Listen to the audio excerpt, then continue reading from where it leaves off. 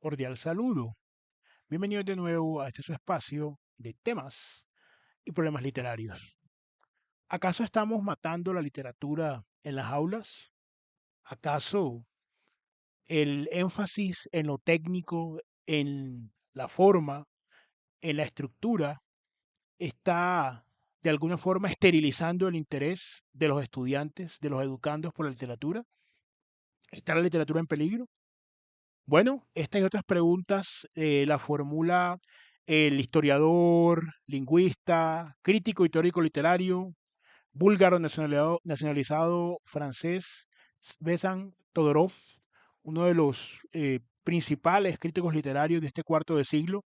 Ya falleció en 2017, pero no por ello estas interrogantes que recogen muchos de sus textos, uno de los cuales se denomina La literatura en peligro, que vamos a analizar algunos fragmentos de uno de los ensayos de este texto, llamado La literatura reducida al absurdo, no sin antes recordar que soy Sundiata Keita, escritor, miembro fundador del colectivo artístico Epísteme Colombia y su anfitrión en este su espacio. Este autor Todorov, yo realmente no lo conocía mucho. Por ahí una recomendación de lectura, de estas páginas de lectura, pues que uno conocía, aparecieron este texto precisamente de Todorov y ahí me fue enterando de otras cosas de este autor. Sin embargo, hoy vamos a tratar este tema para dejarlo sobre la mesa, para enriquecer el debate, teniendo en cuenta que no vamos a eh, circunscribirlo únicamente al ámbito docente, aunque sería muy instructivo la opinión de los docentes, ¿no?, frente a esta situación. Yo les comento que al margen de la latitud y del tiempo, esto es las referencias que usa Todorov en este primer ensayo, que como les decimos, un autor que prácticamente acaba de fallecer, nació en 1939, si no recuerdo mal, falleció en 2017, o sea que hace menos de 10 años. Pero cuando él sitúa este ensayo, lo sitúa finales de los 90, principios de los años cero. Y aún así, muchos profesores, o por lo menos un par de los que, por lo menos los que han hablado conmigo, ¿no?, comparten en el tema específico de la enseñanza de la literatura, comparten estas inquietudes que él va a mostrar en este ensayo. Básicamente, dentro del ensayo, Todorov habla de la diferencia que hay primero, en cuanto al tipo de enseñanza, cómo se enseña la literatura en relación a cómo se enseña la física, cómo se enseña la historia. Son métodos diferentes y que además, por eso, quizá el título se llama La literatura reducida al absurdo. Recordemos que la reducción al absurdo, en la lógica, en la filosofía, en el derecho, tiene que ver también con una forma de argumentación en la cual usted, eh, si bien está usted defendiendo una tesis, usted va entonces a de alguna manera invertir ese núcleo argumentativo que usted está teniendo para demostrar que si esa tesis suya, la que usted defiende, la tesis A, se revierte, es decir, se exponen o se tratan de convencer al auditorio de unos argumentos diametralmente opuestos, el resultado, la conclusión va a ser completamente ilógica, por eso aquello de reducción al absurdo.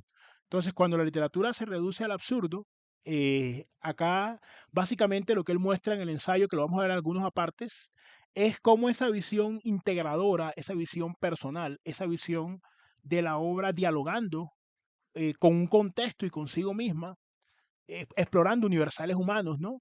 Que así lo considera Todorov, que recordemos, pues, era un hombre no únicamente con unos pergaminos académicos, sino también con una preocupación respecto de qué y lo que él significa, para él significaba la literatura, y que muchas veces se hace un énfasis en la parte meramente formal. La parte formal predomina, es decir, la estructura con la que se enseña, qué es lo que se quiere, enseñar, por ejemplo, cuáles son los géneros, los registros que hay, cómo se elabora el significado, qué argumentación se da para efecto de cada destinatario distinto. De hecho, si usted sigue leyendo el ensayo, hay otro que se llama Más allá de la escuela, donde él va profundizando.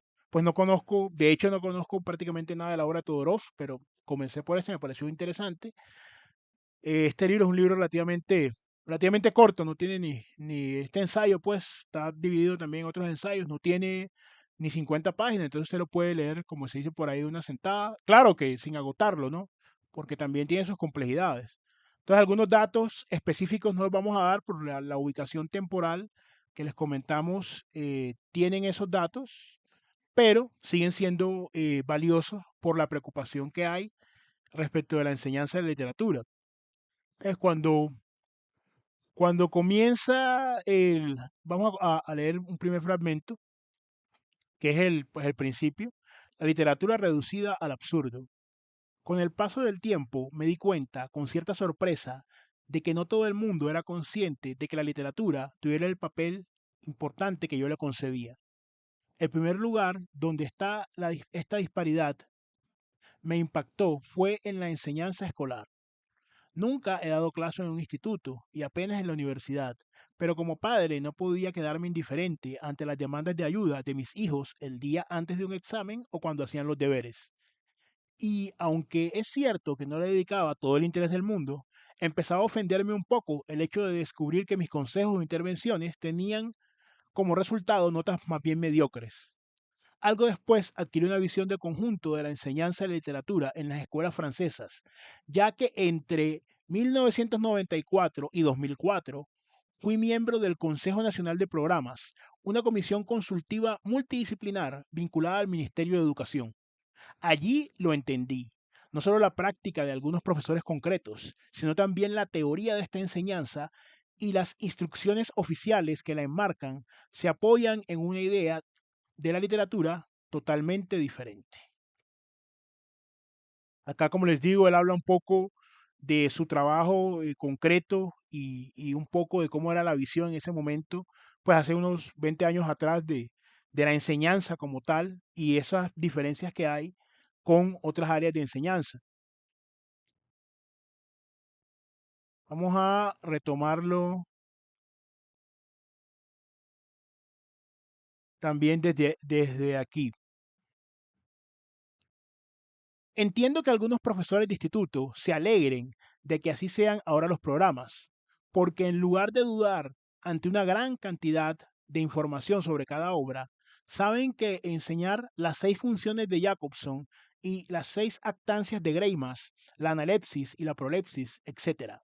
Y más adelante será también mucho más fácil verificar si los alumnos han aprendido bien la lección. Pero, ¿realmente hemos ganado con el cambio? Varios argumentos hacen que me incline por una concepción de los estudios literarios que siga el modelo de la historia, no el de la física, que tienda al conocimiento de un objeto exterior, la literatura, en lugar de centrarse en los misterios de la propia disciplina. Ante todo, porque entre los profesores y los investigadores del ámbito literario no se ha llegado a un consenso sobre lo que debería constituir el núcleo de su disciplina. Hoy en día, en la escuela, se imponen los estructuralistas, como ayer lo hacían los historiadores y mañana podrían hacerlo los politólogos, por lo que una elección de este tipo siempre tiene algo de arbitraria. Los que en la actualidad ejercen los estudios literarios no se ponen de acuerdo sobre la lista de los principales registros, ni siquiera sobre la necesidad de introducir tal concepto en su ámbito. Así pues, estamos ante un abuso de poder. Por lo demás, es evidente que las situaciones no son simétricas. Si en física es ignorante el que no conoce la ley de gravitación, en francés lo es quien no ha leído Las Flores del Mal. No cabe duda de que los lectores seguirán sabiendo quiénes son Rousseau, Schental y Proust, mucho después de que hayan olvidado los nombres de los teóricos actuales y sus construcciones conceptuales. Por lo que enseñar nuestras propias teorías sobre las obras en lugar de las obras en sí supone dar una muestra de cierta falta de humildad. La mayor parte de las veces nosotros, los especialistas, los críticos literarios y los profesores, no somos más que enanos subidos a hombros de gigantes. Además, no tengo la menor duda de que volver a centrar la enseñanza de las letras en los textos se ajustaría al deseo secreto de la mayoría de los profesores, que eligieron su oficio porque aman la literatura, porque el sentido y la belleza de las obras les conmueven, y no hay razón para que repriman esta pulsión. Los responsables de que se hable de literatura de esta manera ascética no son los profesores. Que hacemos una pausa, vemos que este autor, a pesar del gran conocimiento que había adquirido no pontificaba su propia labor, no era un autor que dijera yo tengo la verdad absoluta, la teoría que yo postulo de la literatura, esa es la teoría fundacional o la teoría inconmovible, que como vemos a ciertas personas que ciertamente tienen un trabajo muy importante, un trabajo significativo, pero que pontifican sobre su propia posición. Entonces vemos que aquí más allá de una falsa modesta hay una reflexión que hace este autor para caer en la cuenta que ni siquiera el núcleo básico de este objeto de estudio se ha definido como tal y que mucho menos una teoría sobre la literatura puede en sí misma agotar la literatura como cuerpo total. Vamos a proseguir. Es cierto que el sentido de la obra no se reduce a la valoración meramente subjetiva del alumno, sino que depende de un proceso de conocimiento. Así, para llevarlo a cabo al alumno puede serle útil aprender datos de la historia literaria o algunos principios que surgen del análisis estructural. No obstante, en ningún caso el estudio de estos medios de acceso debe sustituir el del sentido, que es el fin. Para construir un edificio se precisa un andamio, pero este no debería sustituir al primero, ya que una vez construido el edificio, el andamio está destinado a desaparecer. Las innovaciones que ha aportado el enfoque estructural en las décadas anteriores son bienvenidas, a condición de que mantengan esta función de herramientas y no se conviertan en el objetivo. No hay que creer a los maniqueos. No estamos obligados a elegir entre el regreso a la vieja escuela de pueblo, en la que todos los alumnos llevan bata gris, y la modernidad a ultranza. Podemos quedarnos con los buenos proyectos del pasado sin necesidad de abuchear todo lo que ha tenido su origen en el mundo contemporáneo. Los conocimientos del análisis estructural, junto con tantos otros, pueden ayudar a entender mejor el sentido de una obra. En sí mismos no son más inquietantes que los de la filología, la vieja disciplina que dominó el estudio de las letras durante 150 años. Se trata de herramientas que hoy en día nadie pone en cuestión, pero que no por ello merecen que les dediquemos todo nuestro tiempo. Pero demos un paso más. Si nos limitamos al estricto análisis interno, no solo estudiamos mal el sentido de un texto, porque las obras siempre existen dentro de un contexto y en diálogo con él. No solo los medios no deben convertirse en fin, ni la técnica hacernos olvidar el objetivo del ejercicio. Es preciso también que nos interroguemos sobre la finalidad última de las obras que consideramos dignas de ser estudiadas. En general, tanto ayer como hoy, el lector no profesional lee estas obras no para dominar mejor un método de lectura, ni para obtener información de la sociedad en la que se crearon, sino para encontrar en ellas un sentido que le permita entender mejor al hombre y el mundo, para descubrir en ellas una belleza que enriquezca su existencia. Y cuando lo hace, se entiende mejor a sí mismo. El conocimiento de la literatura no es un fin en sí mismo, sino una de las grandes vías que llevan a la realización personal. El camino por el que en la actualidad se ha adentrado la enseñanza de la literatura, que da la espalda a este horizonte, esta semana hemos estudiado la metonimia y la semana que viene pasaremos a la personificación, corre el riesgo de conducirnos a un callejón sin salida, por no decir que difícilmente podrá desembocar en el amor a la literatura. Este es el final del ensayo de Todorov. Aquí varias consideraciones. Efectivamente, encontramos muchas veces una sacralización de la forma. Encontramos, sobre todo además porque en determinados currículas de estudios, ¿no? Que como sabemos son diseñados por el Ministerio de Educación por regla general, ¿cierto? Y de allí, de ese esquema burocrático, van bajando, se califican una serie de competencias de los alumnos y todo lo demás. Entonces, en ese orden de ideas, tienen un carácter instrumental frente al tema de la enseñanza. Por supuesto que lo que Todorov plantea, ese fetichismo por la forma, ese fetichismo por conocer, digamos, qué figura retórica aplica allí, más allá del contexto general y de la experiencia enriquecedora que tiene para el lector la literatura, es muy complicado que genere un amor a la literatura. Hasta allí yo pienso que estaríamos de acuerdo. Hay algunas situaciones, eso sí, del ensayo, sobre todo desde de la de ese primer ensayo, porque le digo, hay un conjunto de ensayos, él también trata otros temas, pero cuando habla de la escuela, los dos primeros tienen que ver con el tema de la enseñanza de la literatura. Pues como él hizo parte de todas estas comisiones y estuvo en este mundo académico, lo pudo analizar de primera mano. Entonces es importante lograr ese equilibrio que él busca. Quizá, eh, lo único donde habría una discrepancia sería que el conocimiento de la literatura no es en fin en sí mismo, sino una de las grandes vías que llevan a la realización personal. Allí esa es una opinión respetable de Todorov frente a la realización personal, pero hay muchas personas que viven su vida de espaldas a la literatura y se realizan de otras formas. Eso por un lado. Y segundo, el conocimiento de una materia, claro que es el fin en sí mismo. Es decir, que sea el fin en sí mismo no excluye que se le pueda hacer una crítica, pero no, es decir, que no, el no sacralizar y el no sacrificar el contenido de la literatura a una razón instrumental, como es la razón de enseñanza, porque la razón de enseñanza, de transmisión de conocimiento, es instrumental en cuanto es una herramienta para la transmisión de ese conocimiento. ¿Se entiende? Es algo, creo yo, de la propia dinámica de la pedagogía. Cuando yo trato de enseñarle algo a alguien, tengo que buscar una didáctica, un método que me permita a mí enseñarle eso a una persona y empaquetar ese conocimiento para transmitirlo. Ahora, ¿cuánto se pierde del contenido del objeto en ese método de empaquetamiento? Es un problema sobre el cual mucha tinta ha corrido, porque los docentes se preocupan mucho sobre eso.